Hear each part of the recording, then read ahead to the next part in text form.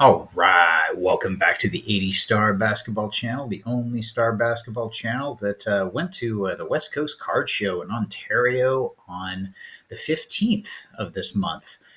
Getting in a week later, a little bit late. I was going to post these up, but I figured I'd just kind of wait for this to show this off.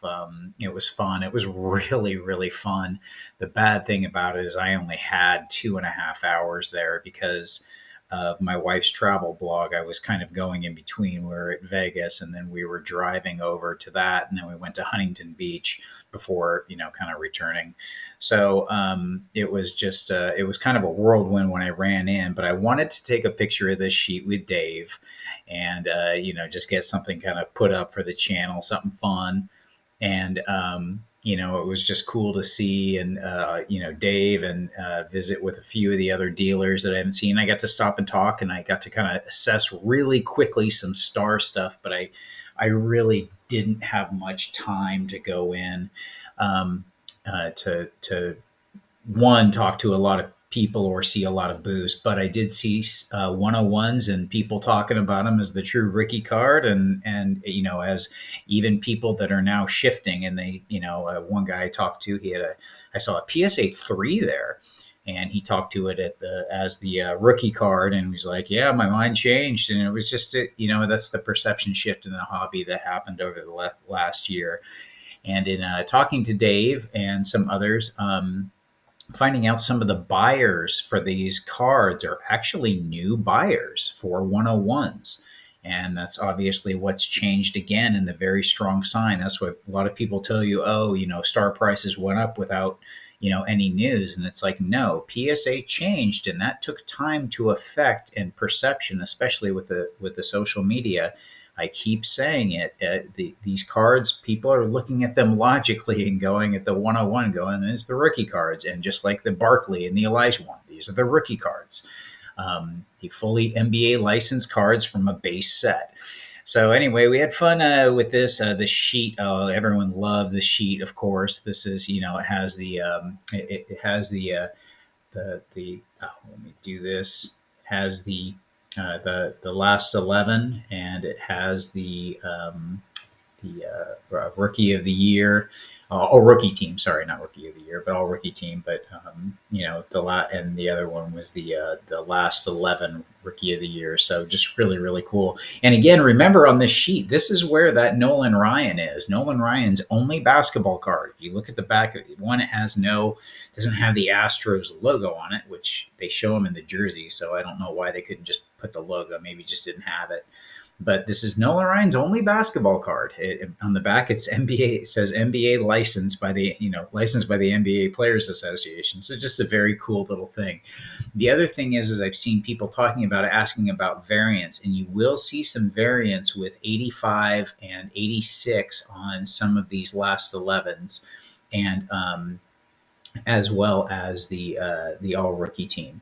So just keep those in mind. You'll see that how it says star, whatever here, star 86. You will see star 86, star 85. So that's something to kind of be aware of. And just ran into a couple of, I won't give out names or anything, but just a couple of star collectors out there, and showing off some of their stuff, and had a chance to talk.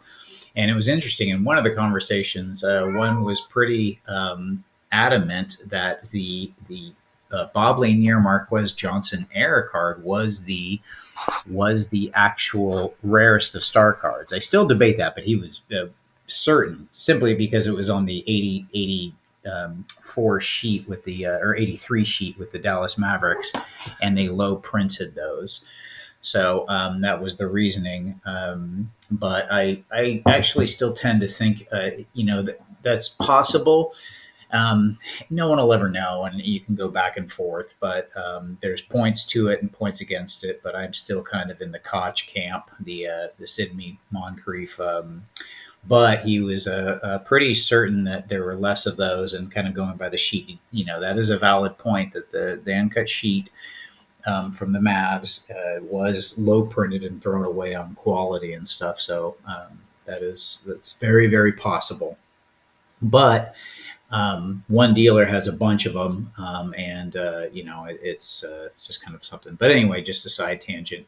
But anyway, just it was cool to run into some people showing off their star and star collectors, and I did see a couple of PSA sevens, some nice ones, and I wanted to go into this, and I want to talk about this today because this auction is ending tonight, and this is going to be a pretty hefty, not a hefty, actually, it's still dropped, which is still great buying time, but this would show a bump. This is two sales, but as I always say, never go by just one sale. That people focus on that, and that's not the way you should do it.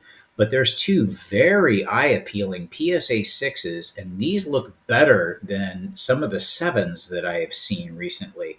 There was that Heritage seven that I just thought didn't even look nearly as good as these two cards, and it sold for 37, and I was like, these cards are so much better. Buy the card, not the grade. Grades will always get people who buy the grade. So, you always want to get the highest grade possible, obviously. But there's so much variance, which I talked about 1 week ago. When I did my quiz, actually, I guess it was 2 weeks ago that I did the quiz.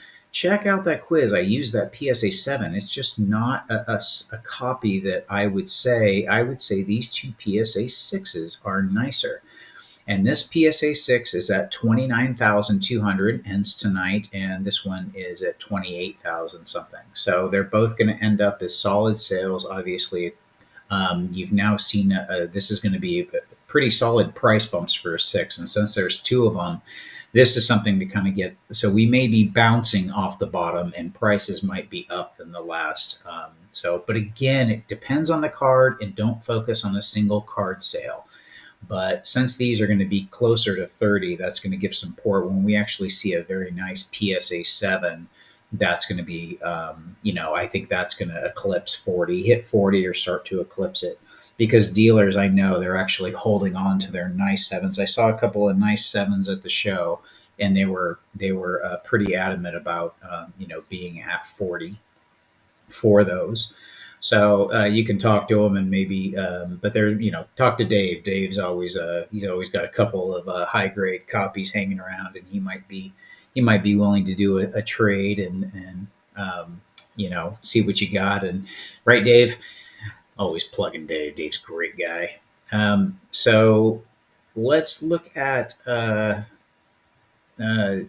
these two, and then some of the things that's upcoming. We have a BGS 9 that's going to be upcoming on 3/7, a couple of big ones. I'm going to let Tony kind of go over more of these, but we have a BGS 9 for a 101, and we have a couple of cool things coming up on Heritage. So I'll let Tony cover those. But I really wanted to cover this. It's like people see a certain grade and they're like, that's what this card is at now. And it's not. You have to look at the subgrades. It will eventually, people will look past this. They won't know what's a nice 6. And in a month, they're not going to go back and kind of, angle the card and look at the other PSA 6. So these two sales are going to, this might constitute a reversal for where things are. I know a PSA 6.5 just had a very strong sale. So I'm looking at more positives on the up than I am even staying at the bottom. So that's good. But again, Burbank was a great West Coast Card Show. It's in Ontario, and I highly recommend anyone who can get out for it. But anyway, I wanted to talk about variance, and wanted to show these that are ending tonight. You can take a peek. And it was wonderful meeting everyone at the West Coast and talking to you. And, it was just a lot of fun. So anyway, I will see you at the next video.